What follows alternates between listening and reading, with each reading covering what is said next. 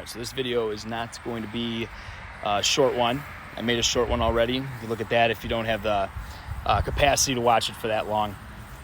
But it's 2,000 meter row, so it's a benchmark. So I'm going to go a little more in depth on how I think you should do it, as well as other parts of the workout. It's not just the 2,000 you're out. You get to do other things as well. So on the warm up, on the rower, cool thing is they don't make you just row for 3 or 4 minutes. What ends up happening is you do a distance. I believe it's 250. After the 250, then you have some squats, maybe some hops. Don't quote me exactly on that. Just believe that's what it is. But the idea is that 250 on the row, when you're warming up, the first one, just do it as a warm-up pace. Second one, you're trying to hold a little bit closer to whatever your 2,000 pace is going to be. And then if you get a third round in, you just keep trying to hold around that 2,000 pace. It's not going to feel good. Remember that. It will not feel great at first, but that's why you're doing rounds of it. Each round when you warm up is going to feel a little bit better. It's just like if you were starting up your car in the middle of winter. That car's not ready to go and you just bust out of the driveway and start driving. You give it a few minutes for it to warm up. Same idea with your body and with the warm up, especially if you're about to give some sort of max effort. You want to give it some time to actually warm up. So usually 2-3 rounds of doing that type of intensity, it'll start to feel better and you will end up feeling a lot better going through that 2,000. And then for anybody who's starting on the treadmill, you still get a warm up and you get a lot of time to warm up. So what happens is you do your normal tread warm up and then you'll have a tread distance followed by some exercises. Those exercises are set up to simulate all of your rowing mechanics or movements. So you'll have a swing, dumbbell swing. So that's the same as when you're swinging or like leaning back into that row, pulling the handle into. You'll have squats, where same thing as when you're pushing off the footboard. High rows, you're going to be pulling the handle into your torso. So you're just warming up those muscles and keeping them warm. You still want to get a sweat. You still want to use some sort of like heavier weight on that swing. So that way you're actually engaging your hips, your glutes, your butt, your hamstrings. And again, that's going to make that rower feel a little bit lighter if you go a little bit heavier. I'm not saying you max out. I'm just saying that you use some weight where you have to use your hips. That's going to help out a lot. On any treadmill effort beforehand, still you want to get some orange zone. You still want to get the heart rate up and get a sweat going for the same reasons I was just explaining on the rowing portion of the warm-up. Now, main part of this, pacing out your 2,000.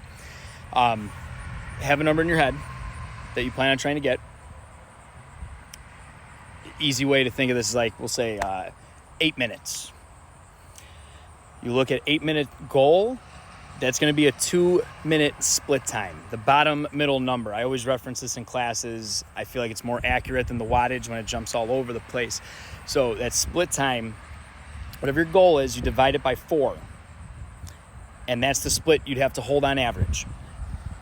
Now, the way you approach this, just to keep it simple, is like your first 500, the first quarter of it, you're probably going to feel good. So you try to hold that pace, or maybe a little bit faster. It doesn't have to be crazy fast. Maybe like 1 to 2 seconds quicker than whatever your goal is. And then after that 500, that's when it's going to be a little bit more real. It's going to be like, okay, can I hold this or not? If you can't hold it, that's fine. Slow down a little bit. You gave yourself some room for error in that first 500 if you kept it a little bit faster. And then after that second 500, the third 500 is the gut check. Like, this is when it's going to be like, holy shit, can I do this?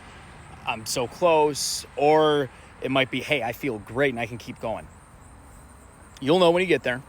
But if you're holding that pace, just start being mindful of what's hurting. Is it your thighs are on fire, your hamstrings, your butt? Is it something muscular going on?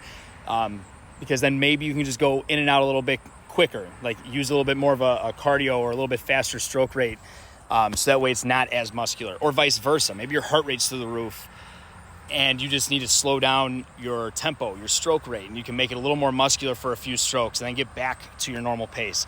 But be mindful, especially going from the halfway point to the last 500. Then on that last 500, you're not going all out right away. You just look at the split time, and that's about how much time you have left. You're probably going to be able to bring it down another second or two, or maybe a little bit faster, but you're saving that all out for the last, like, maybe 100, 150 meters. If there's a point in your head where you feel like, hey, I got this, I can go home, then you do it. You go hard, you bring it home. Afterwards, you sit there, lay there, whatever you got to do, cheer on the person next to you if they're still going. But that's the way that I would break it down. Like first 500, you're going to come out a little bit faster, or like right at your pace that you need to hold.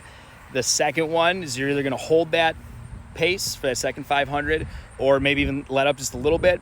And then again, halfway point is gut check time. Anything from that 1,000 to 500 meters remaining, that's where it's going to be more mental than ever. And then your last 500, you kind of know where you're at, and you'll be able to bring it home and turn it into an all-out. Just remember that, no matter how bad it gets, your last like 100, 200 meters, you're going to be able to kick it up a little bit more. So just some thoughts on actual pacing.